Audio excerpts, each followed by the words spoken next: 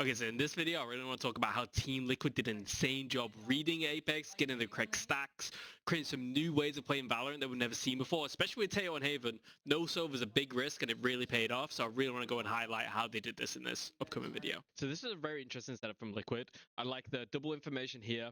The drone going to come down C, and you've essentially cut off half the map. The breach as well, giving an early rotation towards A. Really gambled on an A stack here, but like the biggest question mark, and not in the question mark as Sliggy says, but like just question mark from APEKS. They do an A rush, and anyone who's played Valorant, an A rush on Haven doesn't really work. So I'm not really sure of the goal here by APEKS. Like I understand the idea, but it's unfortunate. Don't get me wrong, that Team Liquid do have a stack setup, but even so, just look at the breach positionings this round. He's already on the site by the time they get there, and that's just due to the map design. So I'm not sure where the A rushes come from and like whose idea this is, but we'll see how it plays out. Mistakes. This agent is brand new. I don't know how much he could have practiced, and it kind of leans into what Pipson was saying. It's like, how much Like could you have really put in? Like this entire way, they've just been running. They've just been running up A, breaches here, ciphers here. They're gonna have 4 on the site. Okay, in normal time they've only got 3, but still the point stands. They've just made so much noise and made it so obvious. Play in this map so far. This here by Camo is really good. You'll see like the decision making now. Fluorescence in the smoke, Kiko and him have crossfire. Smokes himself, knowing that he has now a smoke advantage, right? Fluorescent put down the smoke first. Now he puts down his smoke. Fluorescent smoke's gonna go first. So moves outside, waits for it to drop, then gets to dash away. Insanely fast decision making. I was like, wow, that's impressive. Just straight on the get go. On Fluorescent, and the stun was enough. Beautiful from Pat attack. In the corner is Kiko as well. Kiko good for 2, and then they're just stuck in a corner. Like how many seconds later from when the Fluorescent goes in is like the next person? Because like the jet dash is all like a jet dashing in is all well and good, right? I understand the principle, but also at the same time, when we've got 2 players back here and these players aren't going to be there peeking, you're literally just sending in floor and just hoping for the best. This map so far. 28 she goes in. Camo, 1 HP left on Fluorescent, and the stun was enough. Beautiful from Pat. 7 seconds it takes for her to dash in, so then the rest of us to get in. And this is the problem with like the rushing. This is the problem with dashing in and no one else like following in, because it's like good for her to create space, but if she creates space and she's the only one there, like we'll see Kiko's part of, I'm pretty sure soon. Kiko's just spamming. He's just spamming Fluorescent on default. He's like here to here, they have this, and he's not under pressure from anyone else.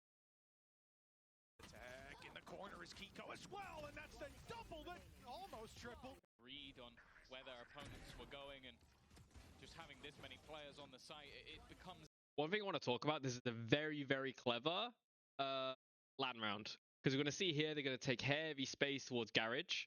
I would prefer if they block off this line versus a Cypher. This is not hindsight, this is general protocol, right? If you have a Cypher, right, you know the camera, a common camera's here, even with the turret, when the turret used to be here in the past, and every single team would just consistently smoke window. It's better smoking the left side. Window's not a bother. Like if they peek window into you, unless they already have like a person here and a person here, like it's at your advantage. So I'd really like them to do this and add it up, but the idea is great. They're going to make so much sound towards this area, and due to LAN, you have the earphones in, maybe you don't hear things. You know, there's like fast tempo towards the other side of the map. Avova's going to get a time in here and gets quite unlucky not to get anything from it. Unlikely, but ultimately a lot of it came down to the Camo Kiko show. Avova's gone across, Fluorescent's dashed into Garage. APEKS here, nothing, but they are taking quite quick control. Avova's the one making the play, so that's obviously why he can't smoke. If Floor had to smoke, it could have been nice. I don't have that extra pressure. And that's actually just so lucky. Like, I think it's one of those where they're like, oh, nothing's come Garage, guys, care, maybe fake towards A. And then Kamik's like, oh, maybe there's a world. So like good awareness from Kamik. We can either see what's his face, Camo coming around as well. Like the rotation was already starting to come in, but very nice and creative round. Like that round compared to the pistol, like total different levels. And once again, look at Liquid setup here. They have full C control. They have Garage as well. This area is done. Breach is just holding here, and then free towards A. Like they're super strong. If they go B, they're going to play retake, breach, Magichangas, and spam kills. If they go C, they're going to trust the Cypher, control space to get kills. If they go A, they're just going to go into the stack. And this like double right side setup here is good, because like when you have a breach, most commonly they're gonna stun. Like you're gonna be familiar, you're gonna stun backside. Like this double line here is normally versus an Omen. You can get owned with if they're doing the double stun and paranoia combo. So far, they went 6-1 up in that half. Okay. Hype's doing well. I mean, Hype did great work there. And this shows like good initiative to take the space. I think, does stun get 2? Went 6-1 up. The stun gets 2. Like, oh no, it just misses camo. So like, they've basically been able to split up well in like a triangle crossfire, and a triangle is always like the strongest positions you can be in because it's like everyone can play off each other. Even Kama here smoking makes a sound. They think, oh, backside stun, go, go, go. You know, you're gonna be keen to do that. Kamek here in the open, they do a good job jumping wide. It's Batunaj jumps wide, makes off his crosshair, creates space, and then Kiko the goat. Okay. Unfortunate not to get more there.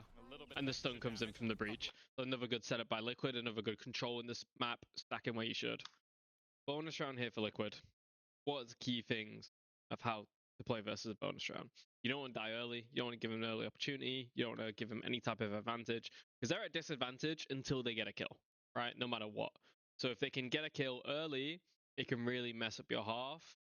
But here is a nice little audible play. Like Hype here is going to place the turret, and they've got the full stun setup, stun, and the rockets are going to come in like this. Just on dick. And that's going to be a really good chance to like get an early free kill. But this is something where I think it's like quite naive. Maybe it's me like erring on the side of caution. But like first gun round, they could easily like make a stun dash play here, down here, wherever. I think Hype needs to be a little bit more cautious here. I'd like to see like a bit of a different setup. Like he's got no utility down at all. So like an alarm bot window, passive turret versus the eco. I think that's fine. We allow them to, you know, be able to be in this space and we can reclear it if needed. But like this is like a high risk turret.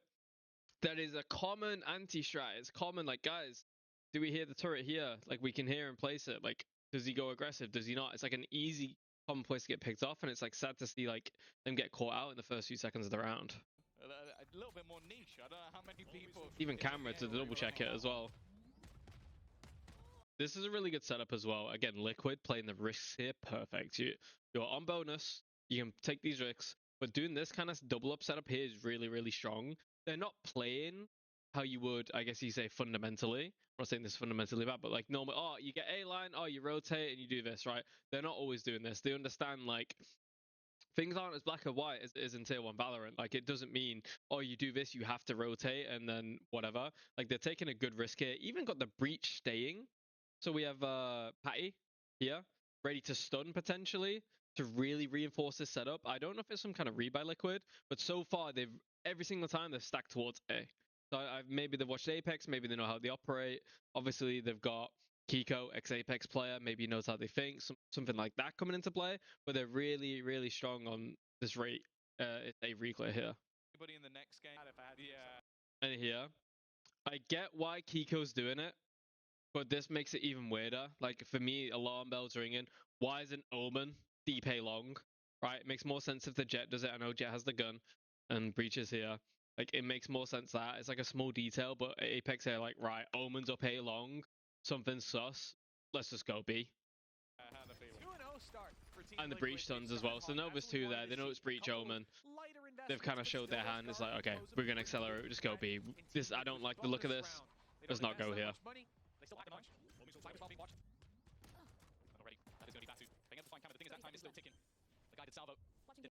Double up backside here is interesting.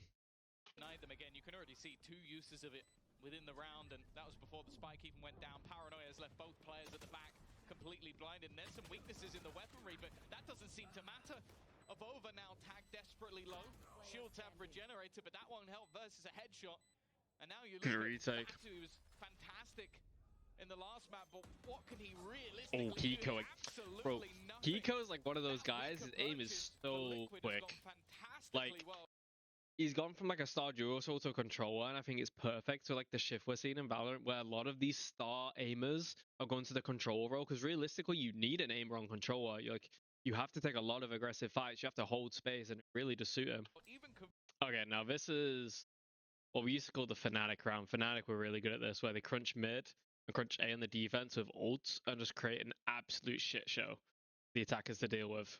It's like would normally happen with Sova ult. Obviously no Sova ult, now they got the Tejo ult, so the alarm bells might not be as ringing.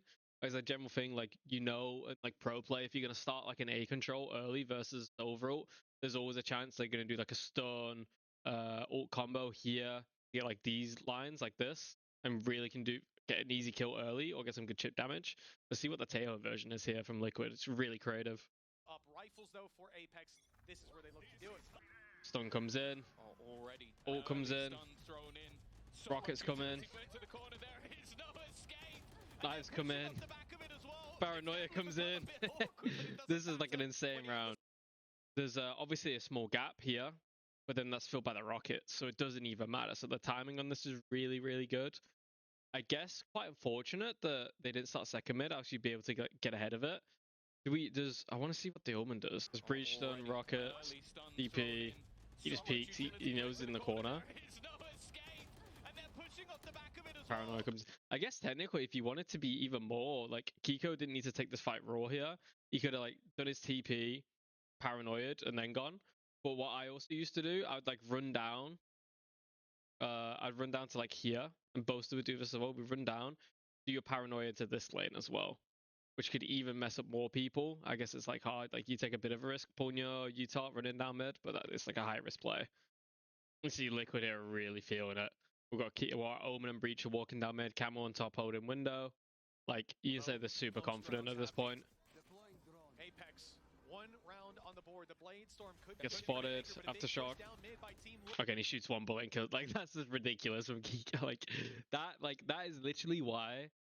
Like as an upcoming player, if you train your first bullet accuracy, like it's like the most important thing. If you kill someone with your first bullet, it's like instant. Like it's so insane.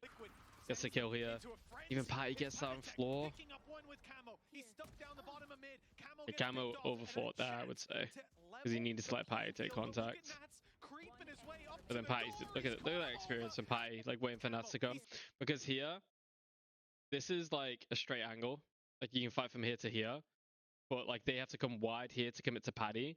So then he should allow them to come wide, because then Nats can be here. They come up on Paddy. Then you have like a double face from Nats and Camo on these people in this area here. Like the thing is with playing these angles, you want to let the other opponents commit so far up that they're not able to get back. But honestly, so far everything he's been doing has been fantastic. Okay, yeah, okay. APEKS have had enough. They're just swinging. They're like, fuck it, let's swing mid. He's been great, but he will just about live to tell the tale. See, this is like unfortunate. Like, I guess out the mind. Okay, we're going back towards A. You don't forget about the guy being on top. He's probably dropped down, but he's not. He's just been hiding. It catches you over the smoke from floor, like just an oversight. Kiko already back towards A shot. And like, okay, this here from like Molesy is just like, it's just lazy. It's just like his mates are like 2 steps behind. Like we've just lost someone mid from like being lazy. I'd say that's not a lazy one. This is like a mistake. It's a mistake. And then we just make another mistake here. And it's like, okay, we've just lost 2 people from mistakes that could have been prevented. Like it's not good to see, especially when they're so close. And now Kiko's up on short, gets another kill, and it's just like domino effect from APEKS here.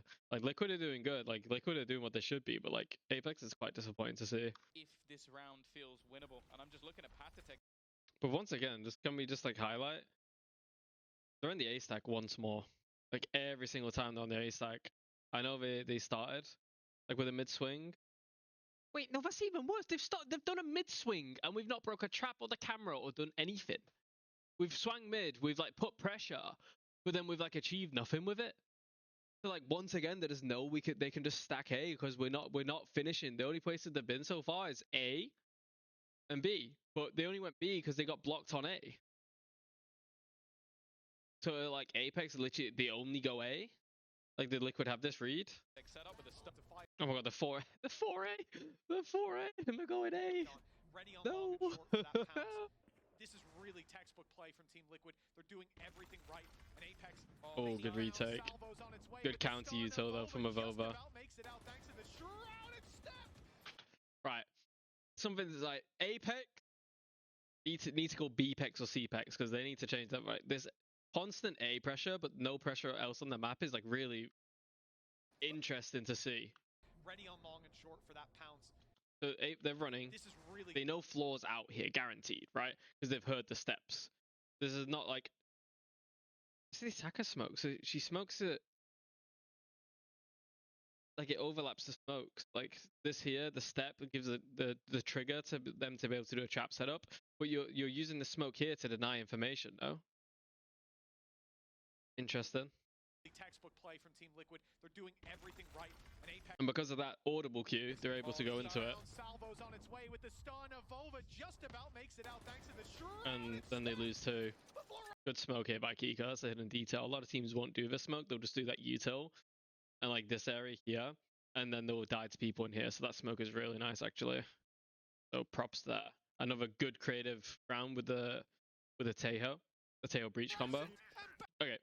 First of all, this Team Liquid team is funny, right? They've just been destroying on A, now they've gone 4C. This trap play they do, really, really nice actually, by the way. I was thinking, why is Kiko solo here? They're going to use a camera here. Once again, like they did on the second mid trap with a camera there, to confirm a location, to then stun on that location, then to rocket. With Camo, then pushing down into taking the space, allowing them to rotate. And they've already pre-planned for this with the trip here, Kiko's on A denying, because he's able to get out as an Omen. He's also able to delay and do other things if needed. So this is another really cool round from Liquid. But also, big respect for APEKS. After being destroyed so many times on A, they're like, nah, we're still going A. You don't have to make things make sense. You don't have to play fundamentally. They're playing how they want to play. And they're sticking to their plan. They're thinking it's going to work, and I can only respect that because it's so easy to cave after getting destroyed so many times. Like, fuck it, it's not working. Let's do something else. Up in the end and almost take the series, almost push to an OT at least. And now we see Team Liquid start hot. APEKS are the ones that are slow. Preston's down to 45 already. Dropped at the start of the last couple rounds. But now they don't. Hasn't had a. Well, this is interesting. They see it's a trap play. They know there's, or maybe they don't know it's free because the Tejo rockets could technically come from anywhere. But if they come from down here, if the Tejo rockets come from like down here like this, they know he's towards seaside or garage at least. A chance to shine. A lot of ultimates here for APEKS. Whether that's going to be the difference maker or not remains to be seen. I think a lot of credit needs to be given to Padetek. How he's been playing. Oh, just look at the. Alright, we're finally breaking trips. This is good. Wins this battle versus. Don't. Oh my god! Please don't go back. Okay, there. Good smoke from floor. Highlight. As I said, versus the Cypher. They knew Cypher was originally here because of the camera. Doing this smoke is good, even though technically the camera won't be there now because it was broken. That's not enough time, but still, the idea is good. Oh, this is interesting. Just to make a point out of it. So they've done the deep control at the start, and then to do this lurk smoke after, it kind of shows that your original control was just a fake. And if Liquid saw that or could read into that, I think I'd be like, oh guys, it's a fake. Like, it's like so illogical to do this, take this deep space, to then smoke off here after. Like it shows it's a fake, but it doesn't affect the round. But just something I saw. Two operators, in fact. Yeah, the double op towards the end of the game. Lots of money. Why not? Padetek didn't drop one. He has 8,700 credits, and that's has 0.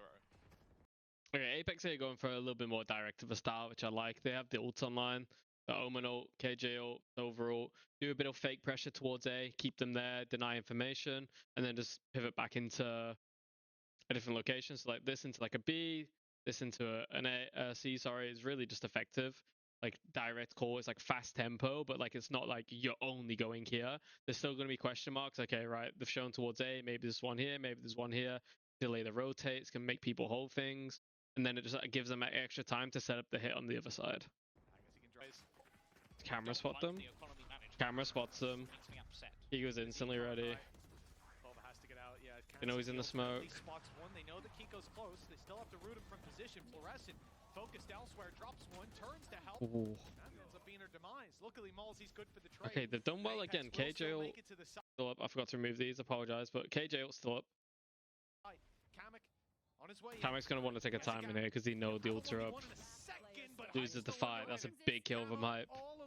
So that was twice now where APEKS have been able to get onto the site without having to burn their big ults.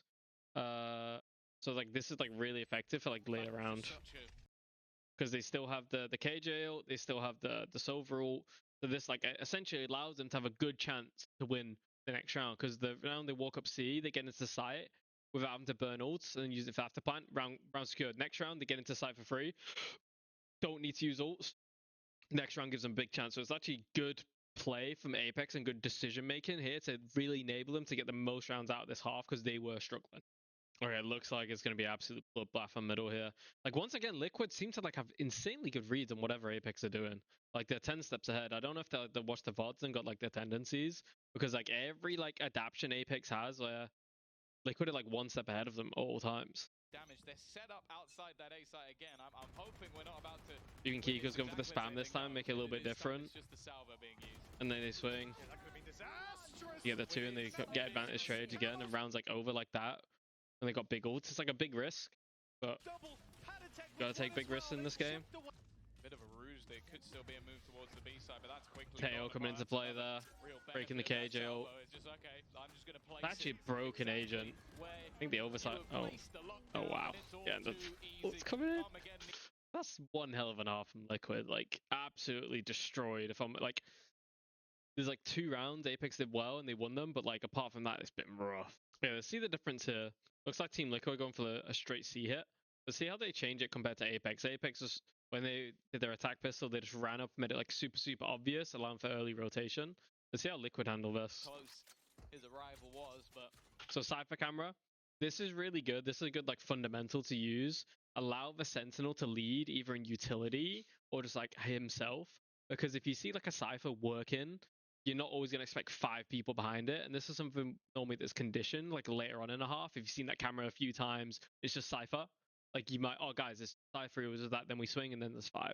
Like, they're just doing that condition early. Like, they're not showing too much on the map, but it's also just allowing them to get this line. And the power of this is, like, now they're able to walk up as far as they want to be able to pop. So they have the turret on the line, which is the key detail. So now they can easily just allow one person to break this, but everyone can hold, just in case someone peeks, and then they continue just to walk up. This turret is probably going to get them cancelled. Like, I expect like the smoke to come in, they might have to do something else, or they might just have to pop for it. So let's see what happens. Even still, they would have hoped that last place. 2 of them break it. They've kind of given an early indicator there, but they've been able to get up anyway. Molly, that Molly was a bit sus. Angles that can catch you off guard, especially in pistol rounds. Both of them cleared so easily by the guided salvo. And while post plant, just think about it.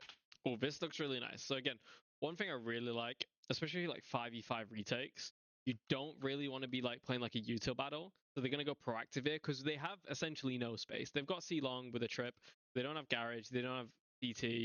They're just going to go here because they know APEKS have been holding off their util because they've played retake, right? So if you're going to sit on site, you're just going to get util dumped by everything. It's going to be super hard. So you can be proactive here to get in front of that util and have some actual fair fights. Even advantage fights if you catch them off guard with whatever util they have. Dev Patty Tech has 1 flash here. So breach flash is going to come in. They have Omen Paranoia, but he's backside, so I'm not sure he's going to reach. So let's see. He could have that back online already in a matter of seconds. He just walks dry. Patty Tech opening this one up. Halsey's down, Flash is there, but no re-aggression. They're biding their time for Kiko to fire through that Paranoia. They know they'll be grouped up right about now. Paranoia insane counter flash, great setup by Liquid. It's a big play for Team Liquid. Double the numbers of APEKS, and this pistol round, it carries so much weight. That weight now on Fluorescent's shoulders. 40 health. And the guided salvo, it should put this one to bed.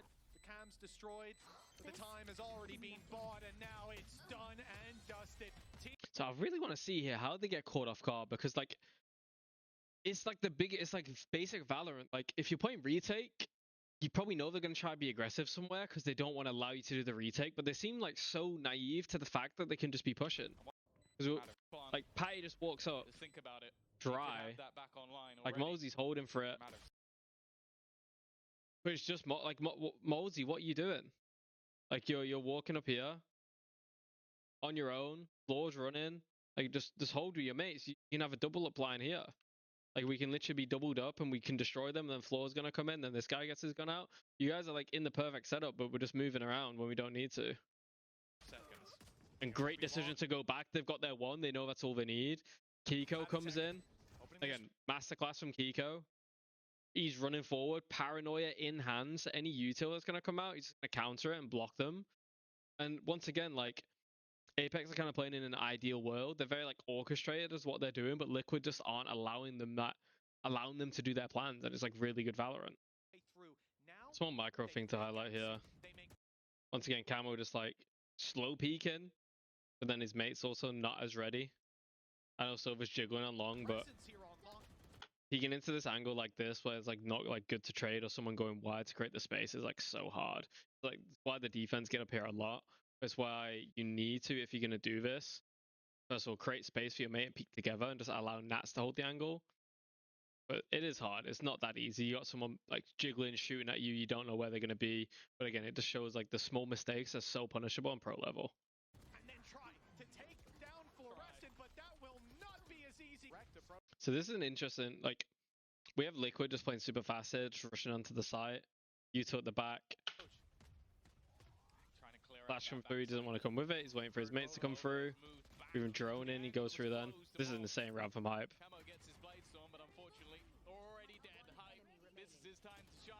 Yeah.